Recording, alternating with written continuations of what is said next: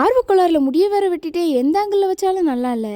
சரி, ஆனது ஆயிட்டு போனது போட்டோன்னு முக்கியமான வேலையை முடிக்கிறதுக்காக இன்றைக்கி வெளியே வந்திருக்கேன். இன்னும் 2 வீக்ஸில் எங்களுக்கு செமஸ்டர் எக்ஸாம் இருக்கிறனால ஃபீஸ் பே பண்ணுறதுக்காக டாலர்ஸ் வித்ட்ரா பண்ணுறதுக்கு தான் இன்றைக்கி பேங்க்குக்கு வந்திருக்கேன். என்ட்ரன்ஸில் சென்சார் இருக்கனால ஃபர்ஸ்ட் டோர் தானாகவே ஓப்பன் ஆச்சா, செகண்ட் டோரும் அதே மாதிரி ஓப்பன் ஆகும்னு நான் பாட்டுக்கு நின்றுட்டே இருக்கேன். என் ஃப்ரெண்டு தான் அது கைப்பிடி இருக்கிறது கூட கண்ணு தெரியலையா, கை வச்சு தாண்டி திறக்கணுன்ட்டு கதவு திறந்து விட்டா. அப்புறம் உள்ளே போய் டோக்கன்லாம் வாங்கிட்டு டாலர்ஸ் வித்ட்ரா பண்ணுறதுக்காக வெயிட் பண்ணிட்டு இருந்தோம். Last time bank account create பண்ண போயிருக்கும்போது ரொம்ப நேரம் ஆனதுனால லேட் ஆகும்னு நினச்சோம்.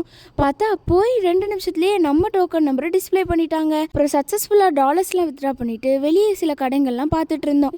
இங்கே பார்த்தீங்களா எப்படி கிளிப்பு குத்தி கட்ட முடியும் மறைச்சி வச்சுருக்கேன்னு. இங்கே பாருங்க கைஸ், எங்கேயுமே ராபிட்டு ஜாக்கெட் ஃபுல்லும் பிளாக் கலர் வெள்ளை கலரில் இருக்குது. கருப்பு ஜாக்கெட் வாங்கினது ஒரு குத்தமாக போச்சு. வர வழியில் இந்த ஜேசிபியை பார்த்தீங்கன்னா என் தம்பிக்கு ரொம்ப பிடிக்கும்னு வீடியோ எடுத்துகிட்டு இருந்தேன். ஜூம் பண்ணி பார்த்தா சாணின்னு எழுதியிருக்கு கைஸ். இந்த சாணியை பார்த்தோன்னே என் ஃப்ரெண்டு சோனி ஞாபகம் வந்துருச்சு. என்னதான் அவளுக்கு அழகாக சோனின்னு பேர் வச்சிருந்தாலும் நாங்கள் அவளை அன்பா சாணின்னு தான் கூப்பிடுவோம். சரி, நான் செவனேந்தானா போய்க்கிருந்தேன்.